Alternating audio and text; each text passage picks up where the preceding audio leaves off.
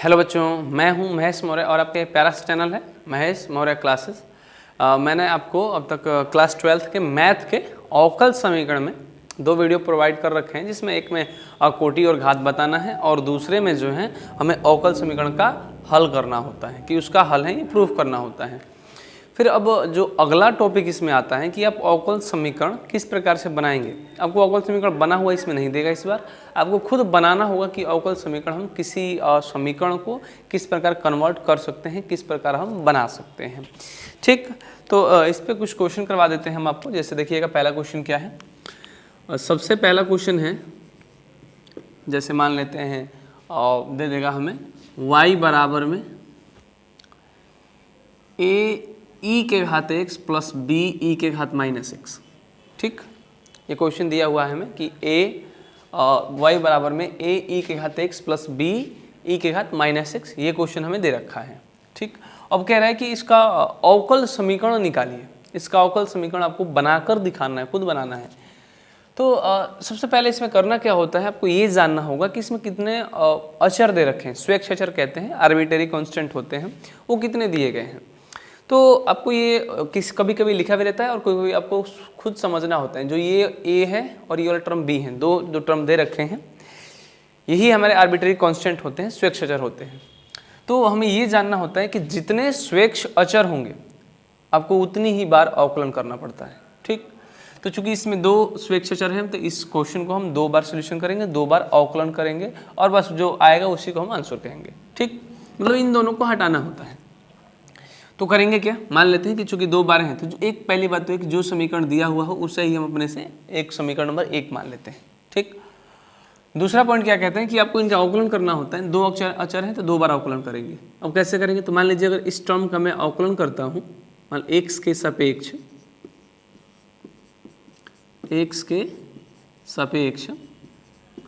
अवकलन करने पर,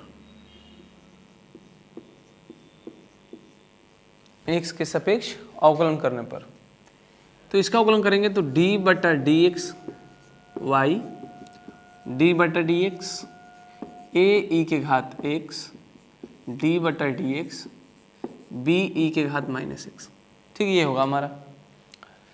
तो कैसे इसको सोल्यूशन करते हैं, इसका अवकलन क्या होता है, तो D Y by D x, simple. इसका अवकलन डी वाई बटा में डी एक्स बराबर ए कॉन्स्टेंट बाहर, ई के घात एक्स का अवकलन ई के घात एक्स प्लस बी भी कॉन्स्टेंट बाहर आएगा, ये ई के घात माइनस एक्स का अवकलन ई के घात माइनस एक्स और फिर माइनस एक्स का होता है -1।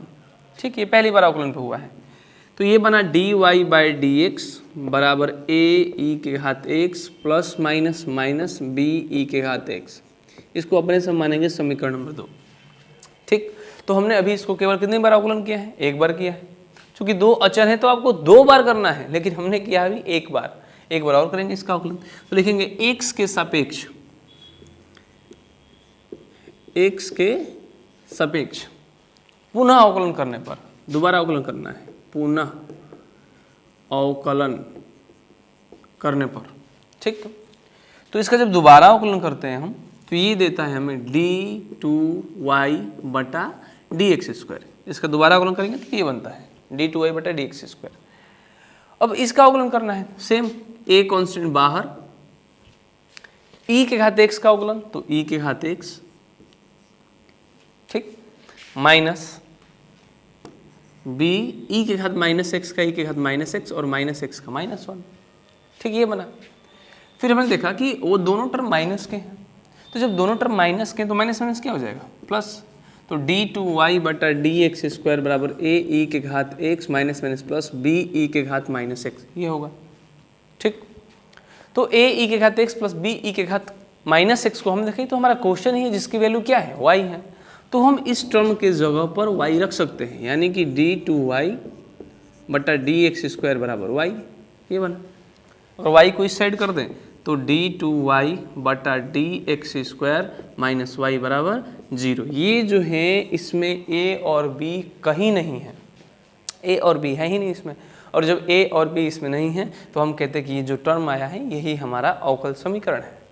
ठीक, तो इस तरीके से इन क्वेश्चन को हल किया जाता है। दो अचर हैं, दो बार हमने अवकलन कर दिया। ठीक है, ये आपको अचर नहीं समझना, x और y, ठीक, ये ए और बी कांस्टेंट होते हैं, ये अचर होते हैं, तो ये सॉल्व करने पर यही हमारा इस समीकरण का अवकल समीकरण होता है। ठीक, इसी टाइप से एक दो क्वेश्चन आपको और करवाते हैं, साइन कॉज में भी आता है ये, जैसे 1 मिनट करके दिखाते हैं आपको। जैसे मान लेते हैं नेक्स्ट क्वेश्चन जो है हमारा x बराबर में a sine y plus B. ठीक, अगला जो क्वेश्चन है वो है हमारा x बराबर में a sine y plus B, ये क्वेश्चन हमें दे रखा है।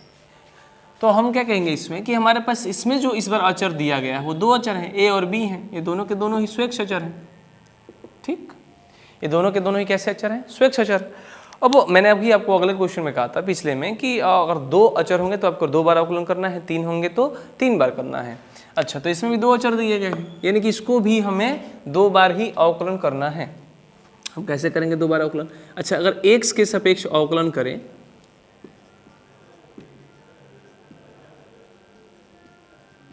x के सापेक्ष अवकलन करने पर, x के सापेक्ष अवकलन 1, x का अवकलन 1, a कांस्टेंट बाहर, साइन का अवकलन cos y प्लस बी, और जब दोबारा इसका करेंगे तो y का dy बाई dx और b का अवकलन 0, खत्म। तो जो ये वाला टर्म है इसको अपने से जो दिया रहता है उसको हम समीकरण नंबर कितना मानते हैं? 1 मानते हैं, और जो हमारा आ जाता है एक बार अवकलन करने पे उसको समीकरण नंबर 2 मानते हैं। अच्छा, तो हमने देखा कि एक बार अवकलन करने पर हमें 1 बराबर a cos y plus B dy by dx समीकरण 2 मान लिया हमने। चूंकि 2 बार अवकलन करना है तो अगर हम इसका दोबारा अवकलन करते हैं यहाँ से 1 से, तो x के सापेक्ष दोबारा अवकलन करने पर x के सापेक्ष पुनः अवकलन क्यों करेंगे? क्योंकि इसमें 2 अचर है, 2 बार अवकलन करना है, 1 बार कर चुके, 1 बार और करना है। 1 का अवकलन क्या होगा? 0, इस 1 का अवकलन 0, a कांस्टेंट बाहर। ये जो टर्म है ये अब हमारे पास 2 फलन मिल गए, इसको देखा हमने, तो ये cos y प्लस बी एक फलन है और dy बाई dx दूसरा फलन है, तो ये हो जाता है हमारा फर्स्ट और ये क्या हो जाता है? सेकंड। तो फॉर्मूला कहता है u इंटू वी का या फर्स्ट इंटू सेकेंड का अवकलन में कि पहले को छोड़ देना है, यानी कि cos y प्लस बी आपको छोड़ देना है, इसका अवकलन यानी कि d by dx dy by dx का करना है। अब दूसरा, फर्स्ट को छोड़ देना है, दूसरे का अवकलन, अब दूसरे को छोड़ देना है यानी कि dy बाई dx छोड़ देना है, पहले का अवकलन यानी कि d बटा dx cos y plus B. ठीक, ये समझना है हमें। तो इस 1 का अवकलन हमें 0 मिला, बाहर a मिला। अगर 0 बटा a कर दें, 0 बटा a, तो हट जाएगा, ये डायरेक्ट लिख सकते हैं cos y plus B d by D x d Y by D x का, इसका मतलब कि ये डी टू वाई बटा डी एक्स स्क्वायर, दूसरा अवकलन, plus d Y by D x side में रहेगा, कॉज का अवकलन तो माइनस के साइन y प्लस बी, ये बना हमारा। फिर जब दोबारा अवकलन करेंगे y प्लस बी का, तो y का अवकलन d Y by D x हुआ और b का अवकलन क्या होगा? 0, छोड़ देंगे उसको, अब इसको लिखने का कोई फायदा नहीं। अच्छा, तो हमने देखा कि d Y by D x, ये भी d Y by D x 2 बार आ गया, तो अगर d Y by D x अगर 2 बार है तो इसका होल स्क्वायर बनेगा, क्योंकि x इंटू एक्स रहेगा तो x का स्क्वायर, तो D Y by D x 2 बार है तो इन दोनों का स्क्वायर हो जाएगा। तो 0 बटा a की value 0, cause y plus B D two Y बटा डी एक्स स्क्वायर, प्लस ये 2 बार हैं तो D Y by D x का whole square, plus minus sine y plus B. ठीक, तो 2 बार अवकलन करने पर हमें ये मिला। फिर भी b जो कांस्टेंट है ये हमारा नहीं हटा है, b वैसे का वैसे ही है। हमने कहा कि इन दोनों कांस्टेंट को हमने हटाना होता है। एक बार अवकलन किया, a हट गया यहाँ से, लेकिन b नहीं हट रहा। अब b को हटाने के लिए क्या करेंगे? तो जो भी अब दूसरे बार बनकर आया है उसको अपने से समीकरण नंबर कितना रखेंगे? 3 मान लेंगे। अब क्या करेंगे? सोचेंगे कि यहाँ से हम b कैसे हटाना है। तो अगर ये cos y प्लस बी है और cos y प्लस बी की अगर वैल्यू निकाले, इसके यहाँ से वैल्यू निकाले, इस टर्म से यहाँ से इसमें पुट कर देंगे तो b हट जाएगा, लेकिन फिर a आ जाएगा, रखेंगे, कोई दिक्कत नहीं उससे। sin y प्लस बी है तो यहाँ से sin y प्लस बी की वैल्यू ले लूँ मैं, तो ये x बाई a मिलेगा। इसका मतलब क्या हुआ कि अगर हमें इसको सॉल्व करना है तो sin y प्लस बी और cos y प्लस बी की वैल्यू इसमें पुट करनी है। अब ये कैसे निकालेंगे? तो अगर साइन y प्लस बी की वैल्यू निकालेंगे, इसकी वैल्यू निकालेंगे यहाँ से, तो ये हो जाएगा x बटा a। ठीक, ये क्या हो जाएगा? x बटा a, sine y plus B की वैल्यू। अगर हमें कॉस y प्लस बी की वैल्यू निकालनी है तो ये बनेगा 1 बटा a dy by D x, यानी कि ये भी बट्टा में आएगा और ये भी टर्म बट्टा में आ जाएगा। ठीक, तो cos y प्लस बी की वैल्यू मिल जाएगी। तो हम क्या कहेंगे कि जीरो समीकरण 1 और 2 से, ठीक, समीकरण 1 और 2 से cos y प्लस बी की वैल्यू रखनी है, यानी कि 0 बराबर cos y प्लस बी की वैल्यू, तो 1 बटा a d Y by D x, ये भी बट्टा में, यानी कि 1 बटा a d Y by D x. ये किसकी वैल्यू रखी हमने? तो cos y प्लस बी की वैल्यू हमने पुट कर दी। इसके साथ गुणा में क्या है? तो d2y बटा डी एक्स स्क्वायर। ठीक, तो ये प्लस माइनस माइनस हुआ तो यहाँ पर माइनस रहेगा, ये वाला minus d Y by D x का होल स्क्वायर। ठीक, साइन वाई प्लस बी, तो साइन वाई प्लस बी की अगर वैल्यू निकालेंगे तो x बटा a हो जाएगा ये, यानी कि x बाई ये a बना। ठीक, ये हमारा a और b दोनों हट गए, नहीं b हटा, a दोबारा आ गया। a तो दोनों में कॉमन है, अगर a को हम कॉमन ले लें, या ये कह दे कि इस वाली टर्म माइनस की तरह किसकी हो जाएगी? प्लस की, या ये प्लस की तरह किसकी हो जाएगी? माइनस की। तो हम कहेंगे कि ये टर्म प्लस का इधर आके माइनस का हुआ, तो 1 बटा a d Y by D x d2y by D x square, ये माइनस का हो गया, बराबर ये इधर माइनस का पहले से ही है, तो dy बाई डी एक्स का whole square x by a से a खत्म, a से खत्म हो गया, a और b दोनों हट गए, अब काम बन गया हमारा। अब ये जो dy बाई डी एक्स यहाँ पर बट्टा में है, अगर इसको हम इधर भेज दें तो गुणा में हो जाएगा, और पहले से स्क्वायर है ये, और एक गुणा में आएगा तो ये क्यूब बना देगा। अच्छा, ये भी है कि अगर माइनस से माइनस क्या कर सकते हैं? कटा सकते हैं। तो यहाँ क्या बचेगा? तो d2y बटा डी एक्स स्क्वायर, ठीक, बराबर dy बाई डी एक्स का पहले से स्क्वायर है, और एक और dy बाई डी एक्स यहाँ पे चला जाएगा, तो ये इसकी पावर 2 और इसकी पावर 1 मिलके कितना बनेंगे?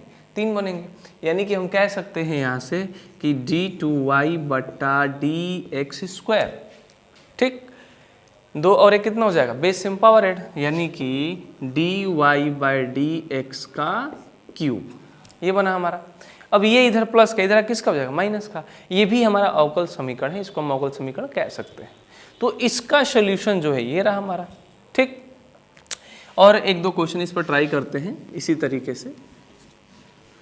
अगर आपको ये नहीं समझ आ रहा तो बार बार वीडियो को देखिए, पॉइंट समझने हैं कि कहाँ से किसकी वैल्यू उठाकर पुट कर देनी तो कौन सा हमें समीकरण मिल जाएगा, ये खास तौर पे हमें समझना होता है।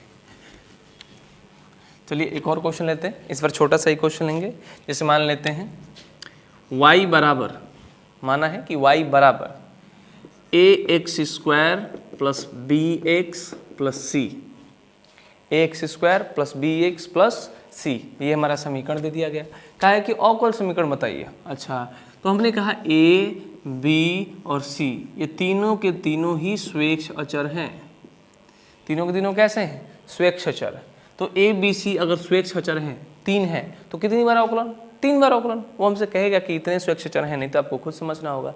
अगर मान लीजिए वो a, b, c दे रहा है लेकिन कह रहे हैं कि नहीं 2 ही अचर हैं, तो उसके लिए केवल 2 ही बार अवकलन करेंगे। ठीक, तो हम कहेंगे इसमें 3 स्वेच्छ अचर हैं, तो हमें इसको 3 बार अवकलन करना है। y का अवकलन करेंगे एक बार, पहली बार, तो dy by D x, a constant, x square का 2x, b कॉन्स्टेंट बाहर, x का अवकलन 1 और c का अवकलन 0। तो इसे लिखने से कोई फायदा नहीं है, एक बार अवकलन में ये मिला। इसको समीकरण 1 मानना है और इसको समीकरण क्या मान लेना है? 2। x के सापेक्ष दोबारा अवकलन करना है, तो इसको दोबारा अवकलन करेंगे तो d2y बटा डी एक्स स्क्वायर बराबर 2a, x का अवकलन कितना होगा? 1।